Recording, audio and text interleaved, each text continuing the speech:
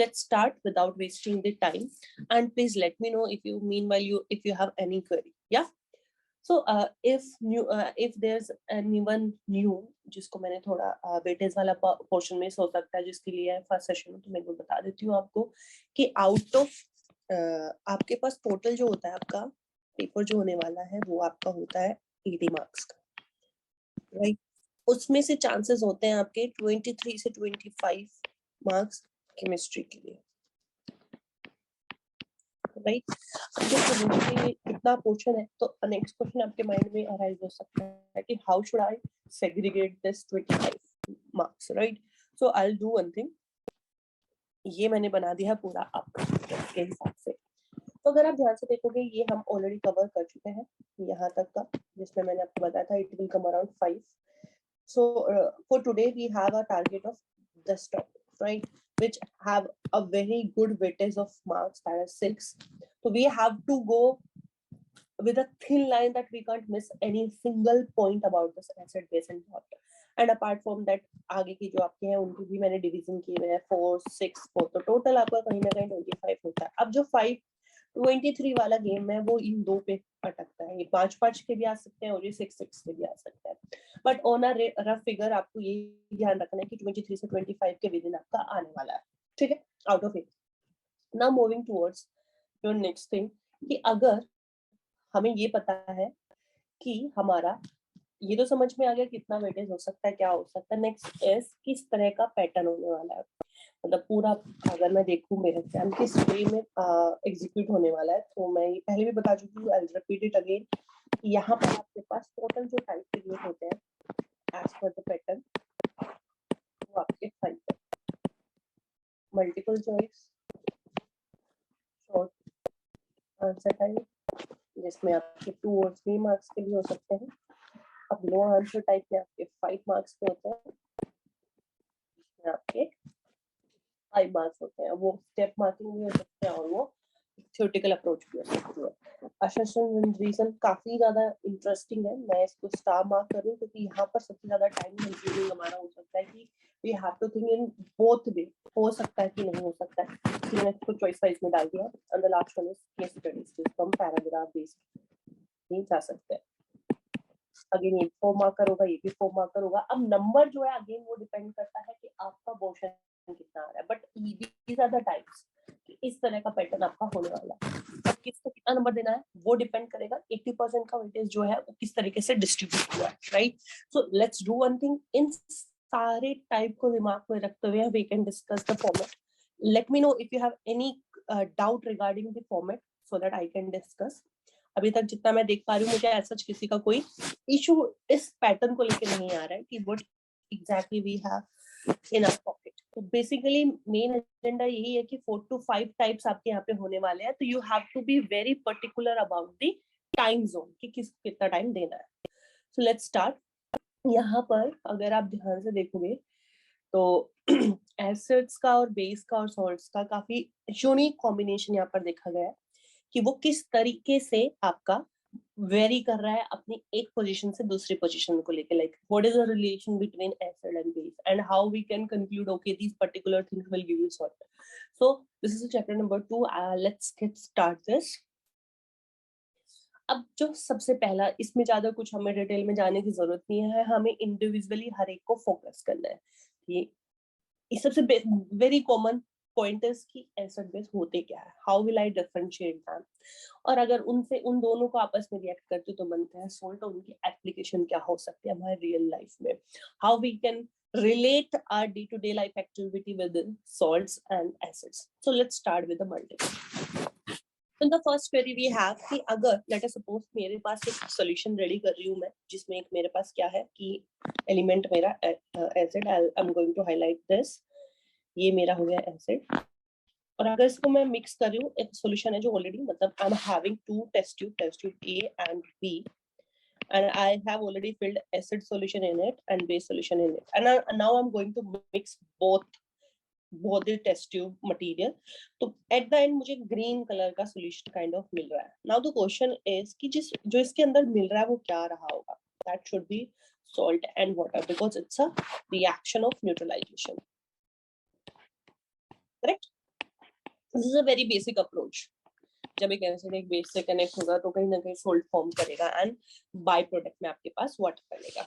So the next question, but यही आगे बात नहीं रुकती है, ये कह रहे हैं what happen when a solution of an acid is mixed with a solution of base in a test tube.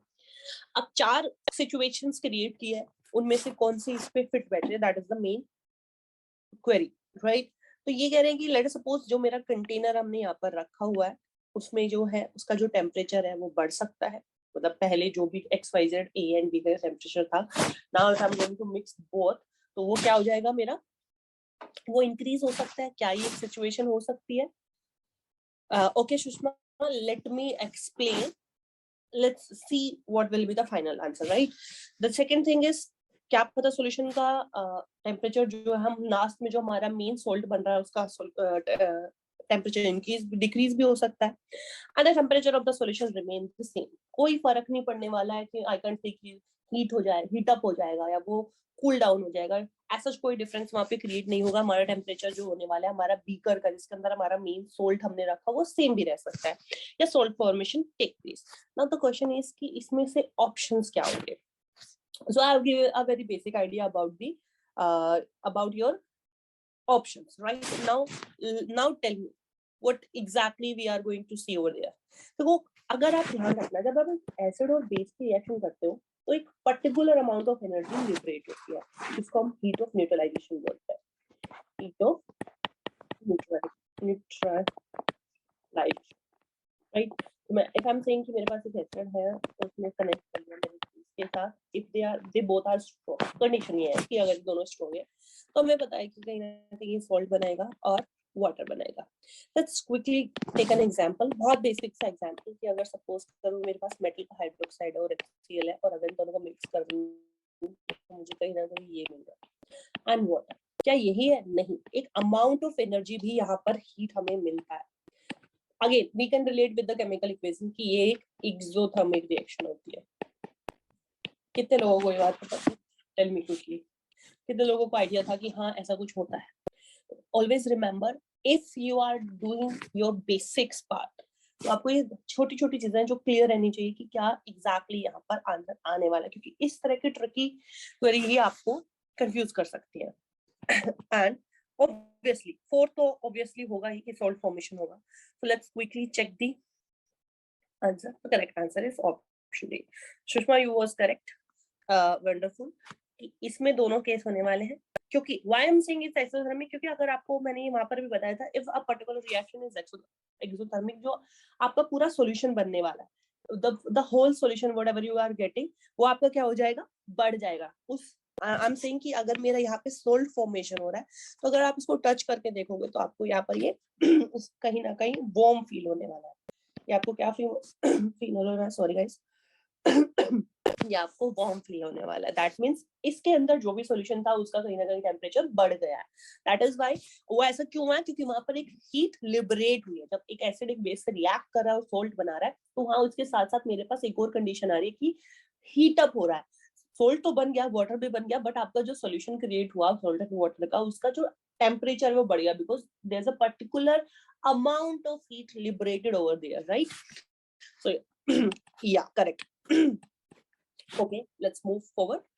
अब इसके बाद सेकंड क्या है कि which of the following is the strongest? It's a very authentic I think query regarding this. अब हमें ये तो पता है कि हमारे पास एसिड की लिस्ट क्या है। If I'm going to compare about the strength, this factor comes from strength, कि जिसका जितना ज्यादा स्ट्रेंथ हमारे पास होगा हम बोलते हैं उसकी एसिडिटी उसी के हिसाब से बढ़ जाएगी, करेक्ट। बहुत सिंपल सी टर्म में मैं इसको डिफाइन करती हूँ कि अगर मुझसे कोई पूछ ले कि स्ट्रॉन्ग एसिड कौन होगा या स्ट्रॉन्ग बेस क्या होगा, तो मेरे पास बेसिक अंडरस्टैंडिंग जो होगी वो ये होगी कि यहाँ पर किसकी एसिडिटी ज्यादा होगी, या यूं कहें किसकी एसिडिक स्ट्रेंथ ज्यादा होगी। अब एसिडिक स्ट्रेंथ किसकी ज्यादा होगी, अब बहुत बेसिक सी बात है, आप मुझे बताओ कि हम कैसे जज कर ले कि ये पर्टिकुलर कंपाउंड या पर्टिकुलर केमिकल स्पीसीज एसिडिक है। What is the basic criteria, जितना जितना आपके लेवल पे सोचा जाए। हमें एसिड का बहुत बेसिक सा क्लियर है कि दो तरीके से हम एक एसिड की एसिडिटी डिफाइन कर सकते हैं। ऑप्शंस क्या है मेरे पास, या तो मैं उसका पीएच वैल्यू मेरे को पता है, दूसरा क्या है कि उसके कॉन्जुगेट बेस, उस पे मैं बाद में आती हूँ, stability of stability of conjugate base. ये दो फैक्टर होते हैं, थोड़ा सा एडवांस लेवल पे ये कॉन्जुगेट बेस वाला कॉन्सेप्ट। बिफोर दैट अगर हमारे पास बहुत बेसिक सी अगर मैं बात करूँ तो पीएच के हिसाब से वी कैन जज। तो देखते हैं यहाँ पर मैं, और ये भी आप लिख लो कि जितना कम पीएच होगा उतना ज्यादा उसकी एसिडिटी होती है एक एसिड के लिए। मैं एक जनरलाइज स्टेटमेंट यहाँ पे लिख देती हूँ कि जो पीएच होती है वो इनवर्सली प्रोपोर्शनल होती है स्ट्रेंथ के, एसिड की स्ट्रेंथ ऑफ एसिड की, यानी कि उतना ही पुअर क्वालिटी का आपका एसिड होने वाला। अगर ये इंक्रीज होता है तो definitely it will decrease. This is the basic understanding as of now कि जितना पीएच का वैल्यू कम होगा। अब पीएच की रेंज आपको क्लियर होना बहुत जरूरी है, वो 1 to 14 वेरी करेगी, जहाँ पे मिडिल में हमारे पास एक न्यूट्रल कंडीशन होती है। तो हम बोलते हैं ये जो रेंज है 1 से लेके 7 के बीच की, ये मेरी एसिडिक होती है, राइट। और 7 to 14 की जो भी वो कहीं ना कहीं बेसिक रेंज में जाएगी, correct.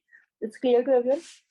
Now let's go through with the options so that we can get a basic understanding क्या होने वाली है। तो इन्होंने 4 ऑप्शंस बना दिए, 4 एसिड्स दे दिए।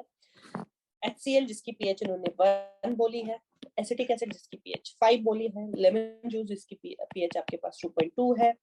नाउ प्योर मिल्क जिसकी पीएच आपकी 6 है। तो आपको एक आइडिया तो मिल रहा है कि they all are acid, right. The first you should be aware कि जो सबसे पहली चीज होगी वो क्या है कि ये सारे के सारे एसिड, क्योंकि सबकी पीएच 7 से कम है। यहाँ पर एक कंफ्यूजिंग पार्ट ये भी हो सकता था कि वो इसी में पूछ ले अच्छा आपके बेस कौन है, तो आपको एब्रप्टली आपका आंसर है सारे के सारे 7 से नीचे, तो वी कांट से कि इनमें से कोई भी क्या होने वाला है, बेस होने वाला है। नाउ द क्वेश्चन अराइजेस कि ये हमें क्लियर है कि they all are acids, but अगर मैं पूछूं इनमें भी अच्छा एसिड कौन होगा, तो अगेन आपने ये कॉन्सेप्ट लगा लेना है कि जिसका पीएच जितना कम उतना ही अच्छी क्वालिटी का आपका क्या होने वाला है, एसिड होने वाला है। तो अगर मैं न्यूमेरिक टर्म्स के हिसाब से जो हमारी ऑलरेडी पीएच मीटर से जो वैल्यूज आई हुई है हमारे पास, उसके हिसाब से भी अगर मैं सोचती हूँ तो कहीं ना कहीं मेरा HCl इसमें विनर हो जाता है। Because why I am saying कि HCl यहाँ पर विनर होगा, द रीजन इज कि पीएच की वैल्यू उसके लिए सबसे कम है। तो पीएच की वैल्यू उसके लिए सबसे कम है, यानी कि उसकी स्ट्रेंथ सबसे ज्यादा हो जाएगी।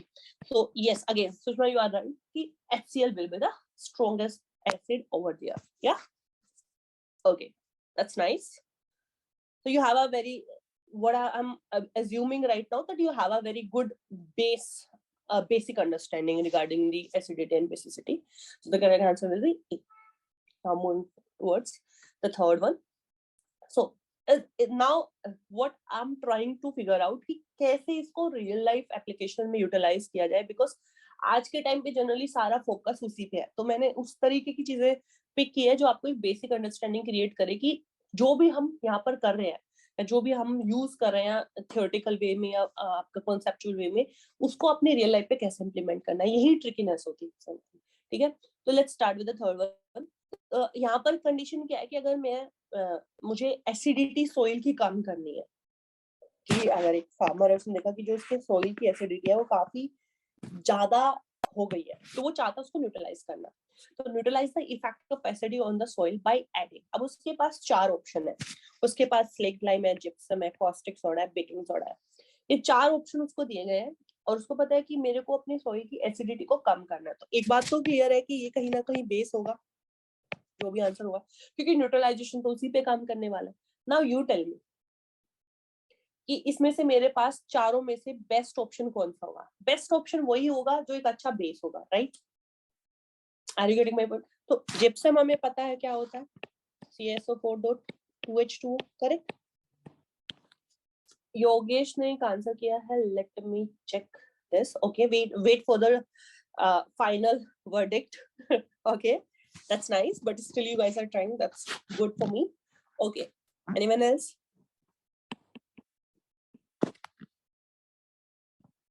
Okay, the answer is A.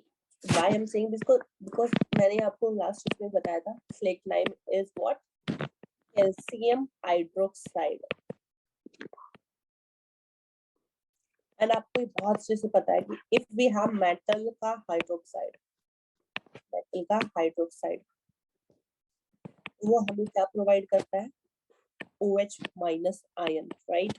आपको ये सेकंड डेफिनेशन भी पता होनी चाहिए एसिड और बेस के बारे में, कि एक अच्छा एसिड कौन होता है जो हमें H प्लस आयन देता है, और एक अच्छा बेस कौन होता है जो हमें OH माइनस आयन प्रोड्यूस करता है। तो अब पता है कि सॉइल की एसिडिटी ऑलरेडी पड़ी हुई है, तो उसको न्यूट्रलाइज करने का ऑप्शन ढूंढेंगे, यानी कि वहां पर कहीं ना कहीं H प्लस आयन इफेक्ट बढ़ा हुआ है। If I want to neutralise तो मुझे OH लाना पड़ेगा, क्योंकि वो H प्लस उस OH माइनस के साथ मिलके ही तो वाटर बनाने वाला है ना, राइट? दैट इज व्हाई ये आपका बेस्ट ऑप्शन है। अब ये तब तक नहीं हो पाता जब तक आपको ये नहीं पता होता कि इसका जो एग्जैक्ट फॉर्मूला वो ये है। दैट इज व्हाई मैं हमेशा ये चीज बोलती हूँ कि कॉमन नेम के साथ साथ आपको केमिकल नेम भी पता होना चाहिए, so that you can differentiate the compounds. Yeah is it clear to everyone?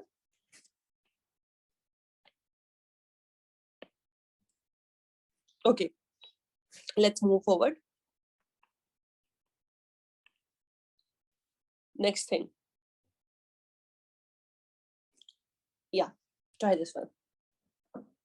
So here we have copper का salt है हमारे पास, CuSO4.5H2O. Can anyone tell me what does it mean?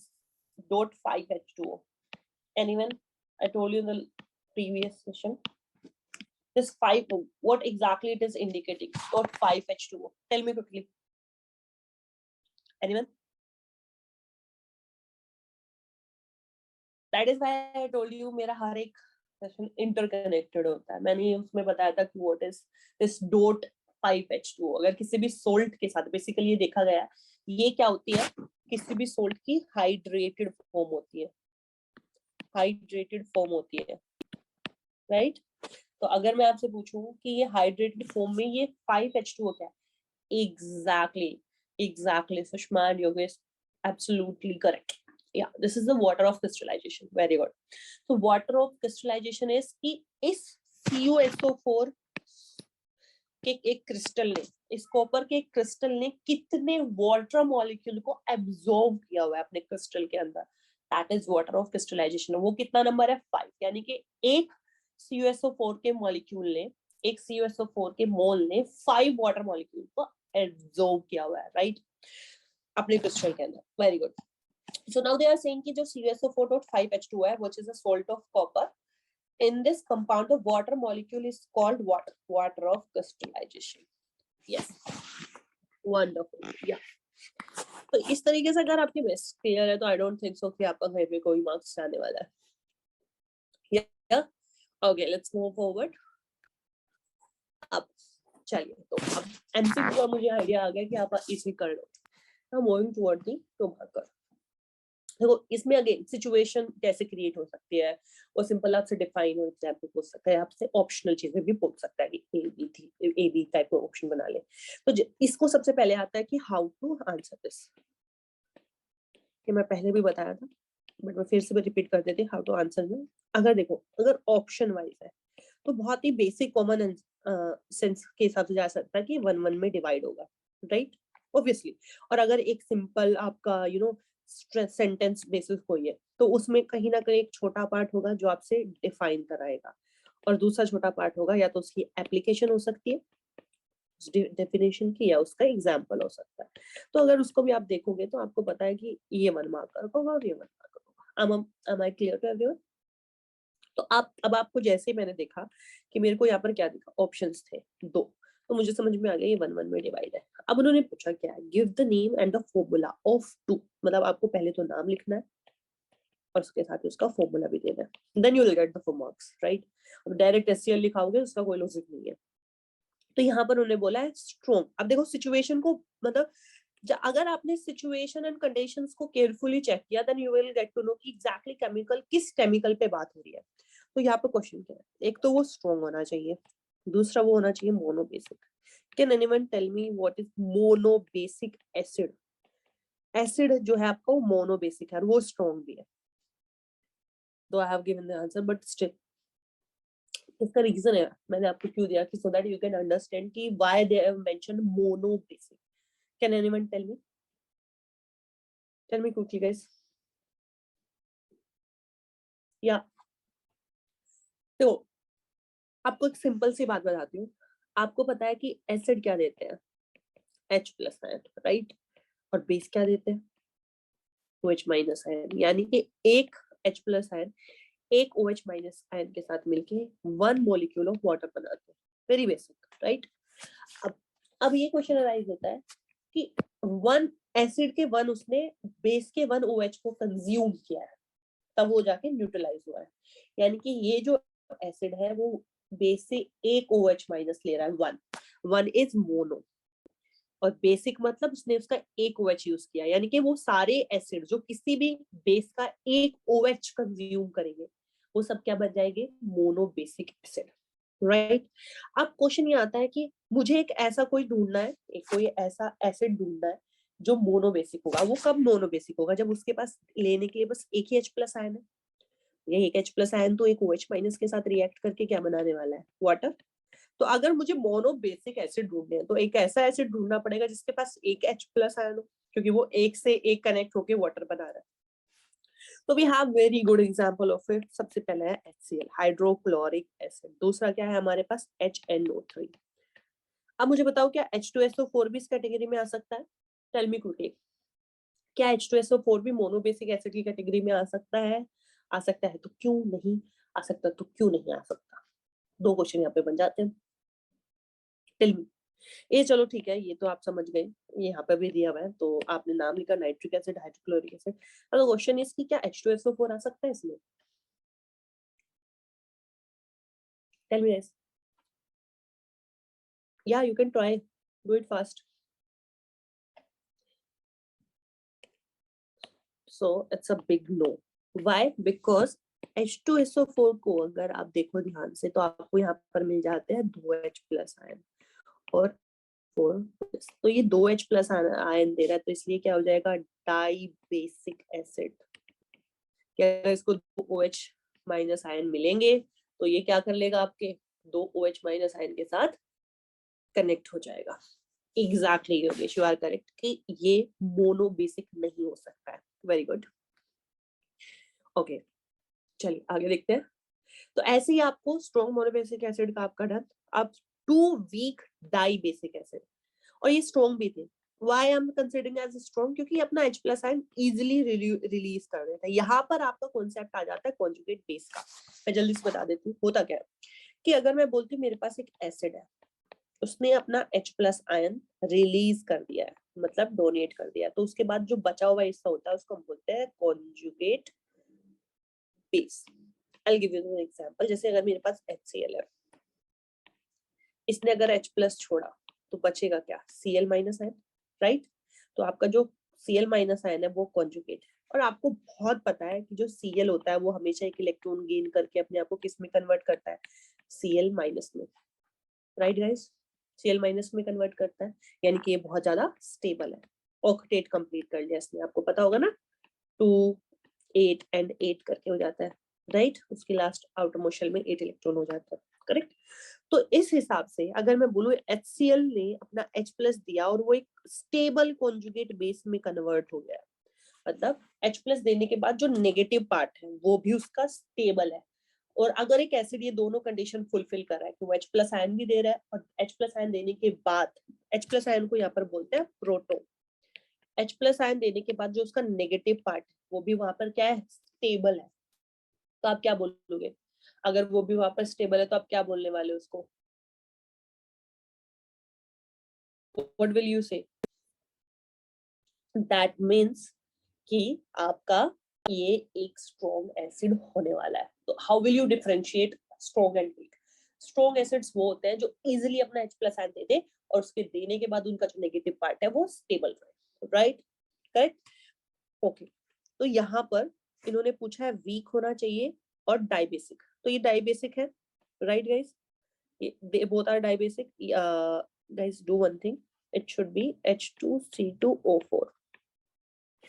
ये आपका ऐसा होता है COH COOH ऐसा, ये इसको करेक्ट कर लो आप लोग, H2C2O4 ऑक्सैलिक एसिड। तो दोनों अगर आप, और ये आपका कार्बोनिक एसिड है, कार्बोनिक एसिड आपका होता है ये, okay this is the formula ना, H2CO3, ये तो हो गया आपका कार्बोनिक का, और ये आपका मैं इसको करेक्ट करके लिख देती हूँ, इट शुड बी H2C2O4। तो दोनों में एक बात तो समझ में आ रही है कि देने के लिए दो हाइड्रोजन आपके पास प्रेजेंट है, बट उसको देने के बाद अगर ये एक एक हाइड्रोजन दे देते हैं तो उसके बाद बचता है इनके पास ये, और इसके पास क्या बचता है, और एक और दे देती हूँ, लेट अस सपोज एक और दे दिया, तो आपके पास बचेगा क्या, carbonate ion. Are you getting my point? I am saying, I will do it again. H2CO3 ने अगर सपोज करो अपना दोनों H+ आयन रिलीज कर दिए, क्योंकि वी आर टारगेटिंग डाइबेसिक, तो इसके पास बचता क्या है, ये कार्बोनेट आयन। और ऐसे ही आपका H2C2O4 ने भी अगर अपने दोनों H+ आयन दे दिए, तो it will left out with this oxalate ion. मतलब अगर इसको थोड़ा सा डिफाइन करूं तो it will looks like this. तो अगर आप ध्यान से देखो, ये जो माइनस है, दे आर कीप मूविंग, इधर कभी इसके पास कभी इसके पास, मतलब स्टेबल नहीं है, they are not stable at all as compare to Cl-। Cl- काफी स्टेबल था, उसका ऑक्टेट कंप्लीट हो गया है। तो यानी कि हमें कुछ ऐसा एसिड चूज करना होगा कि वो H+ तो देता है, बट उतनी अच्छी क्वालिटी का H+ नहीं देगा, मतलब उतना अच्छा स्टेबल कॉन्जुगेट बेस नहीं देगा कि वो, मतलब होता क्या है कि ये दो H+ आयन तो दे देंगे। Let me erase this. देखो, जब ये दो अपने H+ दे देगा तो ऐसा कुछ दिखने वाला है हमें, बट अगर इसको चांस मिले, तो जो इसने ये दो H+ आयन रिलीज करे ना, तो ये माइनस चार्ज फिर से इनको अप्रोच करने लग जाते हैं, यानी कि फिर से दोबारा मिक्स होने लगते हैं। अगर एक एसिड ऐसी एक्टिविटी दिखा रहा है कि 10H+ आयन डोनेट कर दे, लेकिन अगर आपने सॉल्यूशन को ज्यादा छेड़ा नहीं, तो वापस H+ आयन को अपनी तरफ अट्रैक्ट करता है, यानी कि they are not perfectly dissociate, वो अच्छे से H+ आयन रिलीज नहीं कर पा रहा है, बहुत बेसिक अंडरस्टैंडिंग के हिसाब से अगर बोलूं मैं, तो इस तरह के एसिड को हम क्या बोलेंगे, वीक एसिड। दो तरीके से आप डिफाइन कर सकते हो, एक ये स्टेबल कॉन्जुगेट बेस नहीं बना रहे हैं, राइट, ये स्टेबल कॉन्जुगेट बेस नहीं बना रही है, इनकी कॉन्जुगेट बेस है जो कि हाईली स्टेबल नहीं है, नॉट हाईली स्टेबल। और दूसरा आप बता सकते हो कि ऐसा मैं क्यों बोल रही हूँ, क्योंकि ये वापस से जो रिलीज H+ आयन इन्होंने छोड़े हैं, ये वापस से उनसे रिकम्बाइन हो सकता है, ये conjugate base. That is why अगर मैं बोलूं कि मैंने 10 मॉलिक्यूल ऑफ कार्बोनिक एसिड लिए, तो बिल्कुल जरूरी नहीं कि 10 के 10 मॉलिक्यूल आपको H+ आयन दे, उसमें से 8 दे सकते हैं, 7 दे सकते हैं, 10 के 10 100% H+ आयन नहीं देते, because they are weak acid. उनका पीएच का वैल्यू कम अराउंड 5-4-5 के बीच में। समझ में आया? तो इस तरीके से हम जज करते हैं कि कोई अच्छा एसिड, मतलब कोई स्ट्रॉन्ग एसिड कब होता है और कोई वीक एसिड कब होता है। और डाई और मोनो का फंडा है कि वो कितने H+ आयन रिलीज करते हैं, जिससे कि वो कितने OH- के साथ रिएक्ट करिए। अगर वो एक OH- को कंज्यूम कर रहे हैं तो वो मोनो बेसिक होंगे, अगर दो को कर रहे हैं तो वो डाइबेसिक होंगे। क्लियर है? Okay. Now the next thing is, अब यहाँ पे एक सिचुएशन क्रिएट की है अगेन 2 मार्कर में। क्या है कि जल्दी से देख लेते हैं। Dry ammonia has no action of litmus paper. They are saying कि जो हमारे पास अमोनिया है, दैट इज NH3, वो अपनी ड्राई स्टेट में, यानी कि अपनी गैसेस स्टेट में है, उसमें कोई मॉइस्चर के नाम पे कुछ नहीं है, has no action on litmus paper. मतलब मैंने एक टेस्ट ट्यूब ली, उसके अंदर मैंने अपना अमोनिया फिल किया, अब मैंने इसमें एक लिटमस पेपर डाला, let me take it as yellow colour, this is my litmus paper.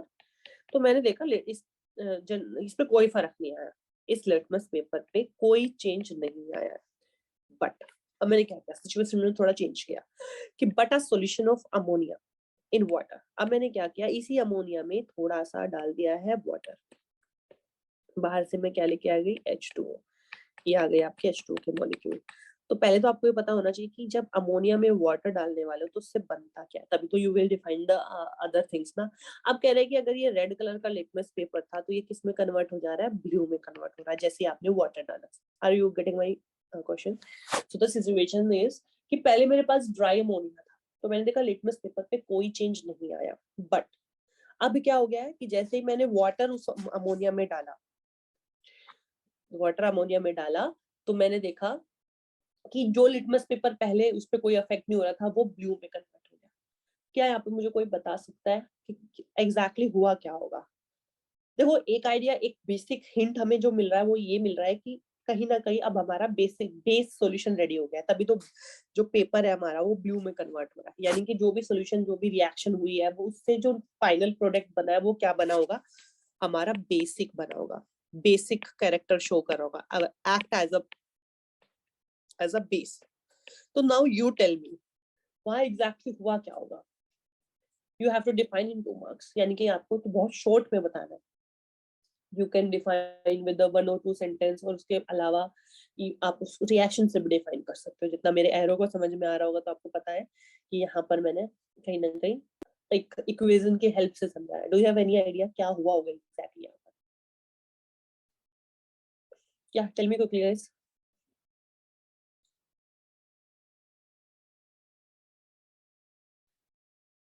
Absolutely. तो यहाँ पर एग्जैक्टली हुआ क्या है कि अमोनिया और वाटर ने एक रिएक्शन करी है। देखो, जब अमोनिया ड्राई स्टेट में था तो उसके पास कोई हाइड्रोक्स, क्योंकि बेस, अगर बेसिक कैरेक्टर्स शो करने हैं तो आपके दिमाग में एक पिक्चर क्लियर है कि आपको चाहिए OH माइनस। लेकिन अमोनिया के पास, अगर मैं बोलूं अमोनिया गैस है तो इसके पास OH नहीं है। कहाँ है? कहीं भी OH नहीं है। बट वही अगर अगर वहीं पे ये अमोनिया वाटर के कनेक्शन में आ जाए, अगर ये अमोनिया वाटर के कनेक्शन में आ जाए, यानी कि अमोनिया की रिएक्शन H2O से करा दी, तो बन जाता है अमोनियम हाइड्रोक्साइड। ये यहाँ पर की फैक्टर था जो आपको पता होना चाहिए, अमोनियम हाइड्रोक्साइड। तो this ammonium hydroxide is indicating कि अब आपके वाटर के साथ मिक्स होने से इसने बना लिया है NH plus OH minus. That means it will give us ammonium ion plus OH minus ion. Clear है गाइस इतना? Sorry, is it clear to everyone? Tell me quickly. ये सबको क्लियर है यहाँ पर कि after the reaction with water what exactly we get a basic solution, that is ammonium hydroxide. Aqueous is indicating we have prepared a solution. अब जब इसको आप ब्रेक करके देखोगे तो कहीं ना कहीं आपको दिख रहा है कि आपको OH माइनस दे रहा है। Just because of this OH minus ion आपका सॉल्यूशन क्या बन जाएगा? बेसिक। और बेसिक बनते ही आपका रेड लिटमस पेपर केस में कन्वर्ट हो जाएगा ब्लू में। तो आपको ये बताना था। Firstly I have given the form of paragraph कि वो क्यों नहीं शो कर रहा था और ये क्यों शो कर रहा है। फिर उसको मैंने रिएक्शन से एक्सप्लेन भी कर दिया कि रिएक्शन से ये बन जाता है और ये OH माइनस रिलीज करता है। That is why we are getting blue color litmus paper. Correct? Okay. Now, attention is the third question. ये बताओ इसमें क्या होगा आपका? Which gas is usually liberated when an acid react with a metal? Go through with the every word. ये क्या कह रहे हैं कि अगर मैं एक एसिड को एक मेटल के साथ रिएक्ट करूं तो एक बात तय है कि वहां पर गैस रिलीज होने वाली है, because they have already asked कि गैस जनरली वहां पे रिलीज होती है, यूजुअली हम देखते हैं। Illustrate with an example. आपको एक एग्जांपल बताना है कि कैसे गैस, यानी कि पहले आपको एक मेटल रिएक्शन एक एसिड से करा के दिखानी पड़ेगी और फिर गैस कैसे रिलीज हो रही है वो गैस बतानी पड़ेगी। And how will you test for the presence of this gas? अब जो गैस रिलीज हो रही है उसको टेस्ट कैसे करोगे कि वहां पर वो एग्जैक्टली रिलीज हुई भी है कि नहीं हुई है? अब you tell me. Question clear है? कंडीशन क्या है? One by one. पहले हम एक मेटल की एक एसिड के साथ रिएक्शन करते हैं तो उससे हमें मिलता है गैस, राइट? तो पहले हमें क्या करना है? एक एग्जांपल लेना है, मतलब एक रिएक्शन की हेल्प से बताना है। दूसरा दूसरा हमें क्या बताना है कि उस जो गैस वहां पर लिबरेट हो रही है उसको कैसे कंफर्म करेंगे। ओके योगेश, आपने आधा आधा क्वेश्चन कर दिया है, आपका आंसर सही है। और उसकी प्रेजेंस को कैसे पता लगाओगे कि यस वो लिबरेट हुई है कि नहीं हुई है? Yeah, I got you. Yeah, yes, right. I got your reaction as well. Anyone else? Shushma Dubey.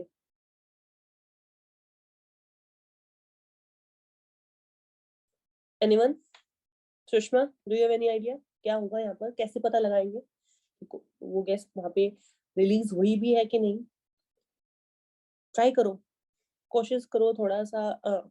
Grilling जरूरी है माइंड के अंदर। इस तरह के ही आने वाले हैं वहां पे, स्ट्रेट अवे अब कुछ नहीं आने वाला है। इस तरह के ट्रिकी ही पूछे जाएंगे। या tell me quickly guys. Absolutely. Now I can show you the answer. Exactly, Sushma. Absolutely correct. Yes. Usually hydrogen gas is liberated when acid react with the metal. अब बात आ गई एग्जांपल की तो जल्दी से एग्जांपल देख लेते हैं। यहाँ पर हमारे पास एग्जांपल में क्या होगा? Oh, it's a blender actually. Okay, let me go back to this. तो यहाँ पर क्या है आपके पास कि आपके पास लेट सपोज Zn है, उसकी रिएक्शन में 2HCl से कराती हूँ, then I will get ZnCl2 plus H2 gas. Yes, this is my gas. अब ये निकलती है. अब इसको पता कैसे लगाओगे? Tell me. So what exactly you gonna do? तो आप क्या बोलोगे कि यहाँ पर आपको ये वाला हटा देते हैं हम, क्योंकि इसमें थोड़ा सा गड़बड़ हुआ है इधर रिएक्टेंट की साइड में. Let me correct this only. HCl के साथ रिएक्ट करोगे तो आपको क्या मिलेगा? ZnCl2 and H2 gas. अब इस H2 गैस को कैसे कंफर्म करोगे? बेस्ट वे है कि आप या तो बर्निंग कैंडल लिया हो, या मैच स्टिक लिया हो, या बर्नर हो जिसका अपना एक फ्लेम है. तो इनमें से किसी के भी पास में when a burning candle you are put close to your, let me create a setup of everything. तो यहाँ पर देखो क्या हो रहा है. आपके पास क्या है कि सपोज करो ये मेरी टेस्ट ट्यूब है, इसके अंदर मैंने अपना Zn डाला हुआ है, और let me take a different colour for HCl डाला हुआ है. तो इन दोनों के बीच में जब रिएक्शन हुई तो कहीं ना कहीं बना होगा ZnCl2 एंड आपकी गैस रिलीज हुई होगी. जो रिलीज गैस है वो आपकी क्या है? H2 gas. Now I am bringing a candle around this. तो मैं जैसे ही एक कैंडल यहाँ पर लेके आई हूँ, ये मेरी कैंडल हो गई है, ठीक है. तो जैसे ही मैं कैंडल की फ्लेम, बेसिकली उसका फ्लेम इसके पास लेके आ रही हूँ, तो मैं देखती हूँ कि जो उसकी फ्लेम है वो एक पॉप साउंड के साथ बर्न करने लग जाती है. मतलब वो और ज्यादा ग्लो करने लग जाती है. यानी कि जो फ्लेम का साइज है वो कंपैरेटिवली बढ़ जाता है. तो एक एक पॉप करके साउंड ऐसे आपको सुनाई देगी, जिससे ये कंफर्म होता है कि यहाँ पर जो रिलीज गैस है वो H2 ही गैस है. चाहे आप मैच स्टिक लिया हो, बर्निंग कैंडल लिया हो, कुछ भी ऐसे कोई फ्लेम जो बेसिकली आपको दे, ऐसा कुछ लेके आ सकते हो. Then you get to know कि अच्छा यहाँ पर अगर मेरी फ्लेम में पॉप साउंड आ रही है, मेरी फ्लेम का जो साइज है फ्लेम का वो बढ़ गया है.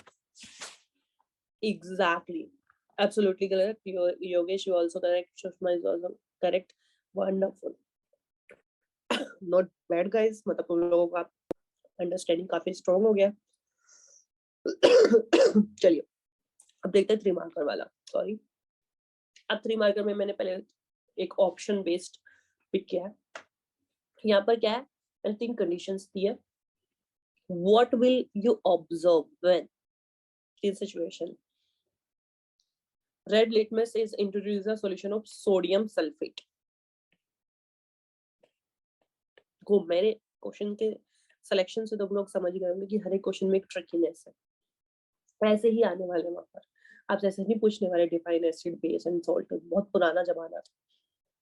Now they are gonna ask you थोड़े ट्रिकी. अब ट्रिकी कैसे बनाएंगे वो ऐसे बनते हैं. इन्होंने बोला कि एक रेड, अगर मेरे पास एक टेस्ट ट्यूब है, उसके अंदर मेरा सोडियम सल्फेट है, दैट इज Na2SO4 का सॉल्यूशन है. अब इसके अंदर अगर मैं रेड कलर का लिटमस पेपर डाल देती हूँ, ये मेरा रेड कलर का लिटमस पेपर मैंने बना लिया है जल्दी से.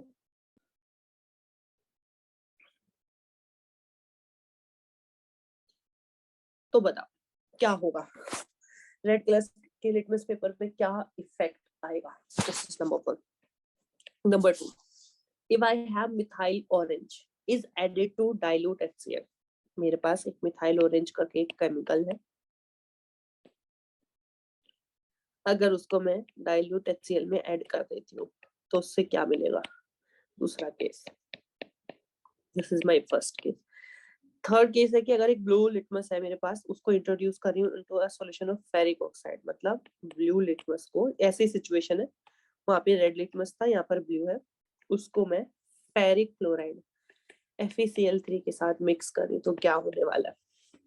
Okay, let me check. लोगों ने आंसर किया है, जल्दी से देख लेते हैं. योगेश ने बोला है फर्स्ट वाले में colour change to blue. Okay, and why? Yogesh give me the reason behind it.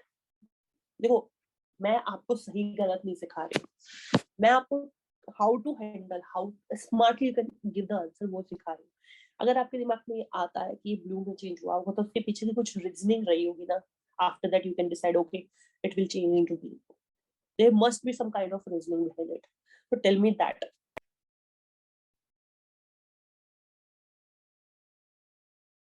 Okay, you have given 1 2 3. Okay, can you please tell me the reason behind it? Even any other? Guys, you have to try. अगर आप लोग try नहीं करोगे ना, अगर यहाँ पर अपना 100% परफॉर्म नहीं करोगे तो you will always you will have that hesitation कि नहीं यार गलत भी हो सकता, सही भी हो सकता. So don't be nervous. Whatever you are thinking, सही है गलत है, I am here to help you out. आपको पहले वो बताना पड़ेगा कि प्रॉब्लम आ कहाँ रही है. अगर आप गलत हो तो I will rectify that, and if you are right तो it's a good note for you. You are earning a check, so try your best. तो देखो कैसे करते हैं इसको. Let me help you, don't worry. हाँ, ये देखो यहाँ पर पहले का, it will undergo any color, it will not undergo any color change because solution of Na2, it will not undergo any color change because the solution of Na2SO4 is water is almost neutral. यहाँ से तो किसी ने भी ये नहीं सोचा, मैंने इसलिए फॉर्मूला लिखा.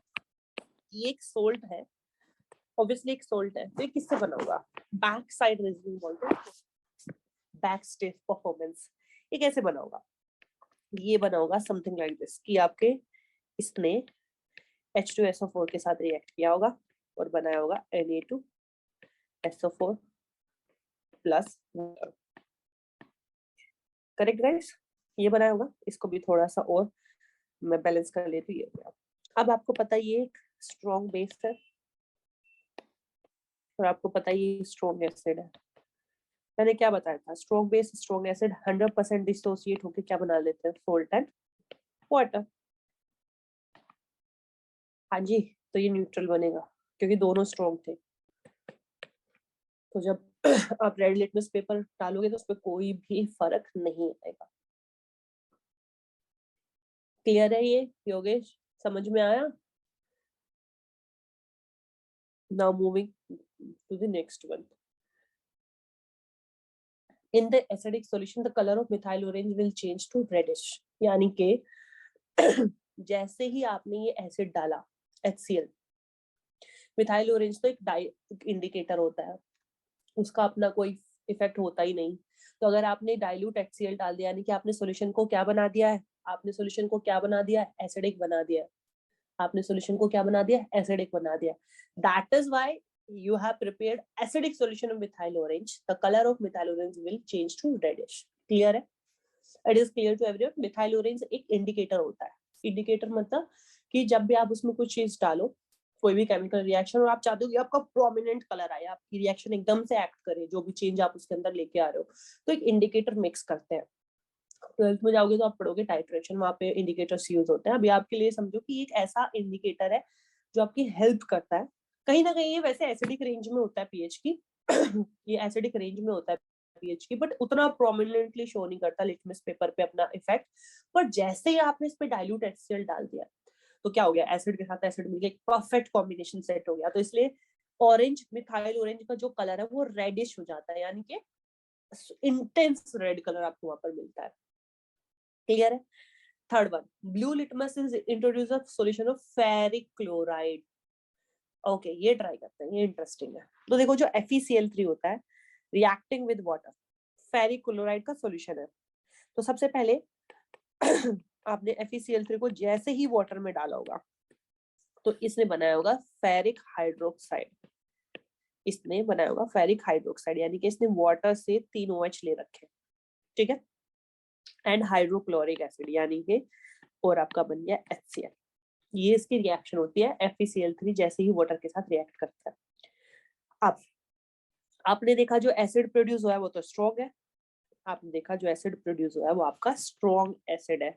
अब कुछ कुछ लोगों का ये भी आंसर हो सकता है मैम ये भी तो हाइड्रोक्साइड है, ये भी तो बेसिक है. नहीं, this is weak base as compare to acid. This particular acid ये मिनरल एसिड है जो कि काफी स्ट्रॉन्ग होता है. मतलब अगर इन दोनों में कंपेयर करूं मैं तो ये डोमिनेट करेगा. तो इसीलिए क्योंकि ये एक स्ट्रॉन्ग एसिड है, ये सॉल्यूशन विल, तो आपका टोटल सॉल्यूशन क्या हो जाएगा? एसिड. इसलिए ब्लू लिटमस को किस में चेंज कर देने वाला है? वो आपका रेड में. क्लियर हुआ ये? I hope you guys get an clear idea कैसे आंसर करना है. अब देखो यहाँ पे 2 चैलेंज आप लोगों के सामने है. पहला, कि आपको रिएक्शन पता होना चाहिए। तब आपको रिएक्शन नहीं पता सोल्ट्स की या किसी भी एसिड बेस की, आप तब तक इस तरह के रीजनिंग बेस्ड क्वेश्चंस को आंसर कर नहीं सकते।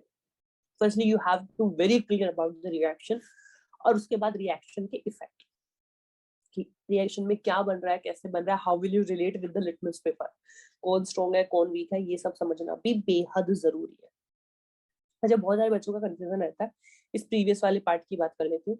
उनको लगता है कि मैम हमें क्या बताया, मेटल के हाइड्रोक्साइड तो बेसिक होते हैं, but if you are comparing with NaOH और FeOH3, तो ध्यान रखना पीरियोडिक टेबल में आपको एक चीज बताई गई होगी, मैं फिर से बता देती हूँ। ये आपके S ब्लॉक होते हैं, first and two S block वाले, ये आपके D ब्लॉक होता है और ये आपके P ब्लॉक के एलिमेंट होता है। जो S ब्लॉक के एलिमेंट होते हैं वो दो होते हैं, एक तो एल्कली मेटल और दूसरे होते हैं आपके सेकंड वाले alkaline earth metal. Right guys? अब अगर इनके हाइड्रोक्साइड है, मैं फिर से बता देती हूँ, अगर इन दोनों के हाइड्रोक्साइड है तो वे स्ट्रॉन्ग बेस होंगे, ध्यान रखना। लेकिन अगर जो डी ब्लॉक के हैं, यानी कि आयरन हो गया, कॉपर हो गया, आपका जिंक हो गया, अगर इनके हाइड्रोक्साइड है तो वो इनके रेस्पेक्ट में वीक होंगे, वो जल्दी अपना OH माइनस नहीं रिलीज करते 100%। Is it clear to everyone? कैसे याद रखोगे? अगर फर्स्ट ग्रुप और सेकंड ग्रुप के मेटल है, एल्कलाइन एल्कली मेटल या एल्कलाइन अर्थ मेटल है, उनके OH माइनस है, यानी कि उनके हाइड्रोक्साइड हमारे पास है। एग्जाम्पल में आप ले सकते हो NaOH, KOH, MgOH whole twice. अगर ये सब आपके पास है तो आप बोलोगे स्ट्रॉन्ग एसिड है, बेस है, सॉरी, ये अपना 100% OH माइनस रिलीज कर देंगे जैसे सामने एसिड है। बट अगर डी ब्लॉक के, यानी कि इन ग्रुप नंबर 3 से लेकर 12 के कोई एलिमेंट है, ये लोग अपना अच्छे से OH माइनस रिलीज नहीं करते, दैट इज वाई यहाँ पर HCl डोमिनेट करता है। क्लियर है इतना? चलिए, very good, let's move forward. अब 3 मार्कर में एक सिचुएशन लेके आई मैं। If there were no baking soda in the house, अगर आपके पास बेकिंग सोडा नहीं है, what other household substance would you use to treat as sting? Sting क्या होता है? जब आपको मक्खी काट लेती है ना, मधुमक्खी हनी बी जो होती है, अगर वो आपको काट ले, जनरली आपके घर में मम्मा जो होती है वो सबसे बेसिक फंडा उनके पास ये होता है कि बेकिंग सोडा रब कर देती है वो। अब वो आपके पास नहीं है तो कैसे ट्रीट करोगे? Tell me quickly, any idea? यानी कि एक बात तो क्लियर हो गई है, तो कैसे रिलेट करोगे चीजों को, कि जो मेरे को बी ने काटा है, उसके काटने की वजह से वहां पे जो है वो कहीं ना कहीं एसिडिक होगा, क्योंकि जो बेकिंग सोडा होता है वो आपका बेसिक कैरेक्टर रखता है। तो एक एसिड को एक बेस से न्यूट्रलाइज करने की बात चल रही है, तो घर में क्या बेकिंग सोडा से अलग और भी कुछ होता है जो बेसिक होता है? Are you getting my idea? तो आई एम सेइंग, जो मधुमक्खी ने जो काटा है, जो स्ट्रिंग्स वहां पे हुआ है, वो एसिडिक रहा होगा, तब तो बेसिक बेकिंग सोडा लगा रहे हैं, क्योंकि बेकिंग सोडा क्या होता है, कहीं ना कहीं थोड़े बहुत बेसिक कैरेक्टर रखता है। तो नाउ टेल मी,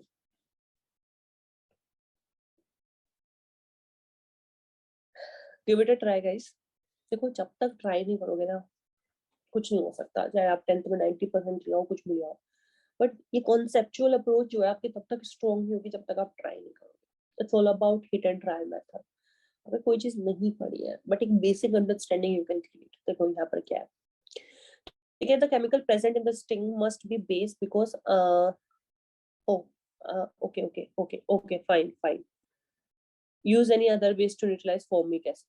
हाँ राइट, तो वो formic acid that is basically vinegar to use to heal और neutralise the effect of this bee sting. Very good, wonderful. कि मतलब हम जनरली क्या करेंगे कि अगर हमारे पास घर में बेकिंग सोडा नहीं है तो we can use any other, जिसमें बहुत फेमस है फॉर्मिक एसिड, जिसको विनेगर भी बोलते हैं, इसका एक नाम एसिटिक एसिड भी होता है। Right guys? हाँ, मिल्क मैग्नीशिया भी यूज कर सकते हैं। Very good, wonderful. यस, इस तरीके से आप मतलब अपना अंडरस्टैंडिंग क्रिएट कर सकते हो कि यहाँ पर क्या हो सकता है। ओके दूसरा, since bee sting are treated by baking soda which is a base, it means they must contain some acid, right? If baking soda is not available in the house, हम अमोनियम हाइड्रोक्साइड भी use कर सकते हैं। Ammonium hydroxide भी हमारे घर में पड़ा रहता है। तो I am giving you the 1 2 3 possible cases, right? बिल्कुल मैग्नीशिया भी होता है घर पे, आप वो भी यूज कर सकते हो। It's a wonderful example. Okay, ये क्या हो गया भाई इसका? हाँ अच्छा, ये देखो यहाँ पर आपको एक्सप्लेन करना है कि अच्छा ये तो मैंने दे ही दिया आपको, सॉरी आंसर भी साथ में क्लिक हो गया। यहाँ पर कह रहा है कि common salt become sticky during the rainy season. कौन बताएगा क्यों? यहाँ पे रीजनिंग दे दी है मैंने, बट इसके अलावा भी आप इसको एक्सप्लेन कर सकते हो। अब मैं इसको हटाऊंगी तो इसका कोई सेंस होता नहीं है, क्योंकि मैं already I have just shown you the answer. Okay, देखो मैं आपको यहाँ पर अंडरस्टैंडिंग क्रिएट करती हूँ। ये कह रहे हैं कि जो हमारा कॉमन सॉल्ट होता है जो हम घर में कुकिंग में यूज कर रहे हैं, तो अगर आप इसको रेनी सीजन में ओपन फॉर्म में रख दे तो मतलब एयर टाइप कंटेनर में ना रखें, तो जनरली वो स्टिकी हो जाता है, मतलब मॉइस्चर जैसा उसमें कुछ आ जाता है। ठीक है, वो ऐसा क्यों होता है? क्योंकि हमें पता है, राइट, देखो ये बहुत ही ज्यादा कॉन्सेप्चुअल हो गया जो आंसर मैंने दिया है, बट इसको बहुत सिंप्लीफाई भी कर सकते हो। कौन बताएगा इसका इसका सर सिंपल वेरिएंट कौन बताएगा मुझे? एक और इसका बहुत सिंपल एक्सप्लेनेशन हो सकता है। अभी मैं थोड़ी देर पहले कुछ करा रही थी, hydrated something, I was telling you, anyone?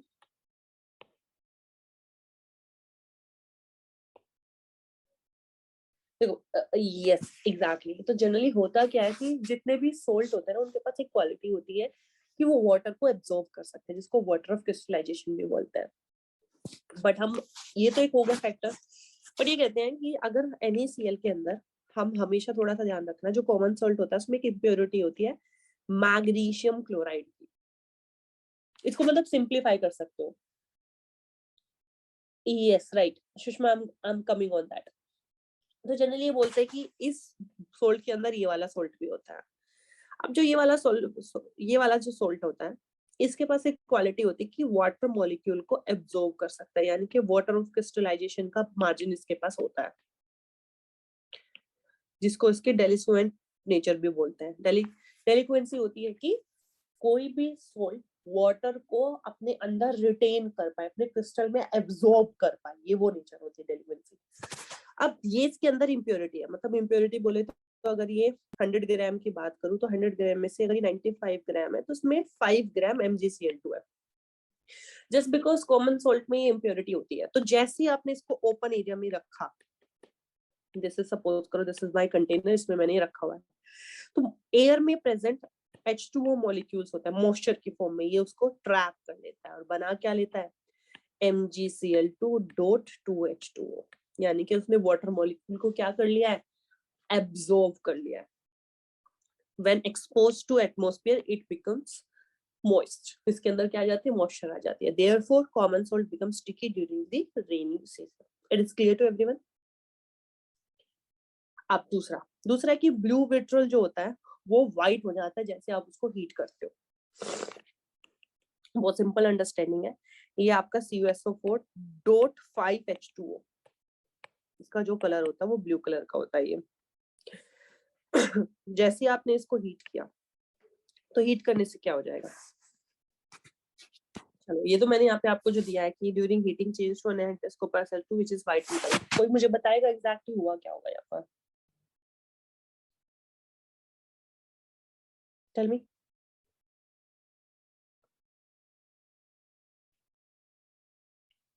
Sushma try this one. ऐसा क्या हुआ होगा यहाँ पर कि ब्लू से व्हाइट हो गया? देखो एक बात तो क्लियर है कि कहीं ना कहीं 5H2O का खेल है, सब कुछ इस पर डिपेंड कर रहा है। राइट एग्जैक्टली, तो यहाँ पर क्या होगा कि जो CuSO4 है उसमें से 5 वाटर मॉलिक्यूल वेपोराइज्ड हो जाएंगे, राइट, दे विल बी वेपोराइज्ड। अब जैसे वो वेपोराइज्ड हो जाएंगे, यहाँ पर ये हाइड्रेटेड फॉर्म में था, तो अब ये यहाँ पर क्या हो जाएगा? एनहाइड्रस। और जो वो ब्लू कलर आता है वो just because in 5 water molecule की वजह से वहां पर शो होता है। जब जैसे ही वो 5H2 निकल गए तो ये क्या रह जाएगा? ये आपका कलरलेस, यानी कि व्हाइट हो जाएगा। क्लियर है? Is it clear to everyone कि जो 5 वाटर मॉलिक्यूल उसने ट्रैप करके रखे हुए थे, जैसे ही वो आपने हीट किया उस लेवल तक हीट किया कि वहां पे H2O इवेपोरेट, बॉइल होके इवेपोरेट हो गया, वेपर में कन्वर्ट हो गया, देन यू कैन से कि यहाँ पर आपका CuSO4 अब अपनी एनहाइड्रेटेड फॉर्म दैट इज CuSO4 में रह जाएगा, दैट इज व्हाई ब्लू से वो किस में कन्वर्ट हो गया, व्हाइट में। Wonderful, right, absolutely correct. Okay, now moving to the next one. ये थोड़ा लॉन्ग आंसर टाइप में है। यहाँ पर बोला है कि write word equations and then balanced equation for the reaction taking place। मतलब आपको पहले इनका वर्ड्स लिखने हैं, फिर उनकी बैलेंस्ड इक्वेशंस लिखनी है। पहला क्या है, dilute sulphuric acid react with zinc granules. Zinc granules का मतलब है जिंक के छोटे छोटे टुकड़े। तो मैंने क्या बताया, जिंक की रिएक्शन डाइल्यूट सल्फ्यूरिक एसिड से कर रहा है, तो टेल मी क्या प्रोडक्ट होगा और क्या रिएक्शन इक्वेशन होगी। Second, dilute HCl। डाइल्यूट का मतलब समझ रहे हो, डाइल्यूट का मतलब है कि आपने एसिड में थोड़ा वाटर ऐड किया हुआ है, आपने उसको कॉन्सेंट्रेटेड फॉर्म से डाइल्यूटेड फॉर्म में लेके आए हो, ठीक है। React with magnesium ribbon. Magnesium ribbon का भी मतलब वही है कि मैग्नीशियम के आपके पास पतला थ्रेड जैसा स्ट्रक्चर है, उसके साथ रिएक्ट करा है। The third one is dilute sulphuric acid react with aluminium powder. And the fourth one, dilute hydrochloric acid react with iron filling। iron filling का मतलब होता है छोटे छोटे granules kind of। तो एक अंडरस्टैंडिंग क्रिएट हो रही है यहाँ पे सारे ऑप्शंस में एसिड को हम मेटल के साथ रिएक्ट कर रहे हैं, एक बार जिंक के साथ, एक बार मैग्नीशियम के साथ, एक बार एल्यूमिनियम के साथ और एक बार आयरन के साथ। तो बताओ। Okay Yogesh, wonderful. Animal else? और कोई यहाँ पर?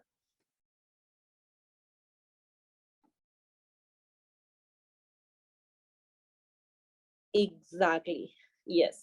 पहला है कि जिंक, तो वर्ड फॉर्म में हमने लिख दिया, जिंक ने सल्फ्यूरिक एसिड के साथ रिएक्ट करके जिंक सल्फेट और हाइड्रोजन बनाया होगा, दैट इज ZnH2SO4 की रिएक्शन हुई, ZnSO4 और H2S एलिमिनेट हुई, करेक्ट। ओके, किसी ने तो आंसर किया, let me check that. Okay Yogesh, but are you sure ये बैलेंस्ड है?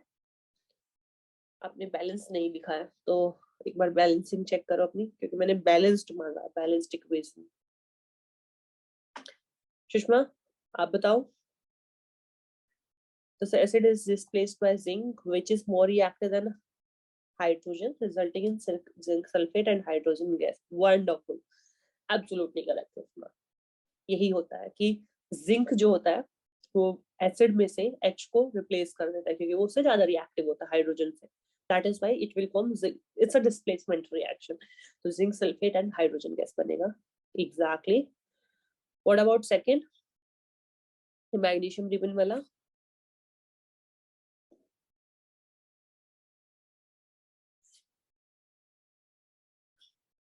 सेकंड बताओ जल्दी से, you guys are doing well. Yogesh and Sushma.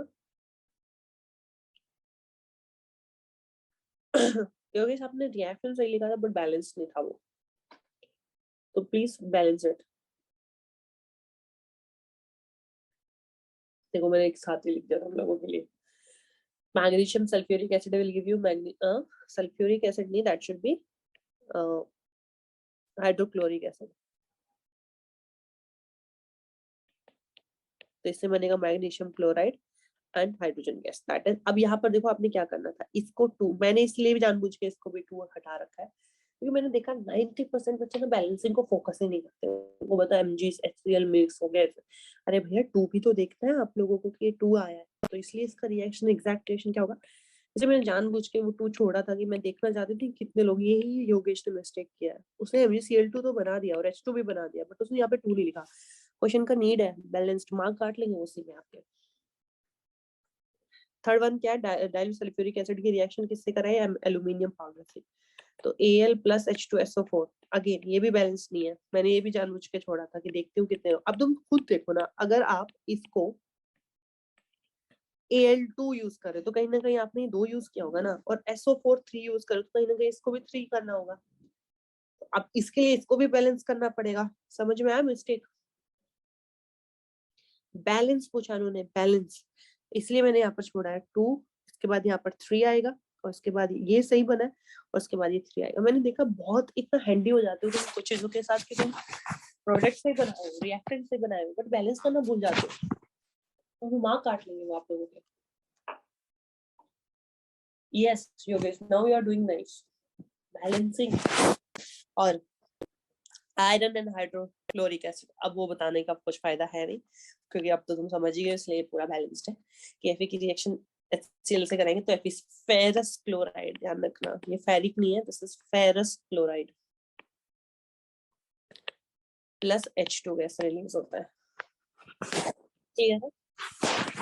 Iron का क्लोराइड बनता है एंड हाइड्रोजन बनता है। इस तरीके से आपसे पूछ सकते हैं। चलिए आगे बढ़ते हैं, ये ट्राई करो जल्दी से, इसको क्वेश्चन को पढ़ो। यहाँ पर पूछा है कि a road tanker carrying an acid was involved in an accident. एक टैंकर था हमारे पास जो एक ट्रक के थ्रू मूव कर रहे थे, उसके अंदर हमारा क्या था, एसिड भरा हुआ था। A road tanker carrying an acid was involved in an accident, उसका हो जाता है accident, and it contents spilled on the road, यानी कि जिसके अंदर जो भी एसिड था वो सारा आपका रोड पे गिर जाता है। Eight the side of the road, अब वो क्या रहा है, लेट्स क्रिएट द स्टोरी। ये मेरा रास्ता है, दिस इज माई हाईवे। यहाँ पर आपने क्या किया है, यहाँ पर आपने एक टैंक आपके पास है जिसमें आपका भरा हुआ है पूरा एसिड। ये एक मेरी ड्राइंग बहुत बेकार है but still I am trying. ये इसके अंदर आपका भरा हुआ है एसिड, इसका कोलिजन हो जाता है, कोलिजन की वजह से सारा एसिड इससे ब्रेक होके सारा रिलीज हो जाता है, पूरे रोड पे आपका एसिड एसिड फैल जाता है, ठीक है। पूरे रोड पर आपका एसिड स्पिल्ड आउट हो जाता है। अब eight the side of the road, जो आपकी रोड है उसकी हर एक साइड पर, यहाँ पर मैं डिफरेंट कलर ले लेती हूँ, आपके आयरन के क्या लगे हुए हैं, आयरन ड्रेन कवर इसके चारों तरफ लगे हुए हैं यहाँ पे रोड की साइड में। मतलब बेसिकली तुमने देखा होगा ध्यान से, आयरन के कवर्स बने होते हैं, ठीक है। ये कह रहे हैं at the side of the road iron drain cover began melt. तो देखोगे जैसे ही एसिड इस आयरन के पास जाता है तो आप देखोगे ये आयरन की और एसिड की रिएक्शन होने की वजह से मेल्ट होने लग जाते हैं। मेल्ट बोले तो रिएक्ट करने लगते हैं basically. And fizzing as the acid rain over them, मतलब जैसे एसिड उनके ऊपर से पास ऑन होता है तो हम देखते हैं कि वो भी उनमें भी रिएक्शन होकर एक फिजी फिजी साउंड होने लग जाती है, रिएक्शन होने लग जाती है, फॉर्म्स बनने लग जाते हैं। A specialist was called to see it. एक स्पेशलिस्ट बुलाया जाता है, ये हुआ क्या, if the acid actually leaked into the nearby river। अब क्योंकि पूरे में एसिड फैल चुका है तो उस रोड के पास में ही कहीं पर आपकी एक रिवर भी फ्लो हो रही थी। एक स्पेशलिस्ट को बुलाया गया और उससे पूछा गया पहला कि अगर स्पेशलिस्ट को ये एक्सप्लेन करना है कि क्या पानी के अंदर भी एसिड गया है कि नहीं तो वो क्या करेगा। Explain why the specialist could carry out sample test to see if the river water contains some acid or not। पहला। दूसरा, suggest करो एक better report name for the word melting, क्या melting क्या indicate कर रहा है। और तीसरा उसने पूछा है explain why the drain cover began freezing as the acid rain over them, कि क्या हुआ होगा, क्यों आयरन के जो ड्रेन कवर्स थे आपके वो फिजी फिजी जैसे साउंड निकालने लगे, फिज जैसे आप कोल्ड ड्रिंक को ओपन करते फिज करके साउंड निकलती है ना, सेम। तो ऐसा क्या हुआ होगा। Are you getting all three options? Let me check, किसी ने तो आंसर किया है। ओके नहीं, अभी लोग सोच रहे हैं। क्वेश्चन क्लियर है हर किसी को? इट्स अ वेरी इंटरेस्टिंग, ये किसी ईयर में पूछा हुआ है if I am not wrong.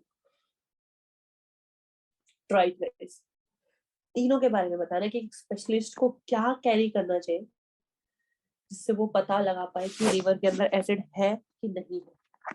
What exactly the mechanism to find out that a particular river water is acidic or not, क्योंकि कहीं ना कहीं एसिड की बात हो रही है तो वो कैसे पता लगाएंगे। और मेल्टिंग क्या इंडिकेट कर रहा है, एंड दिस फिजिंग वाला इफेक्ट क्यों आ रहा है, फिज जैसा आवाज क्यों आ रहा है। एनीवन, योगेश, सुषमा, कुछ आंसर है आपके पास?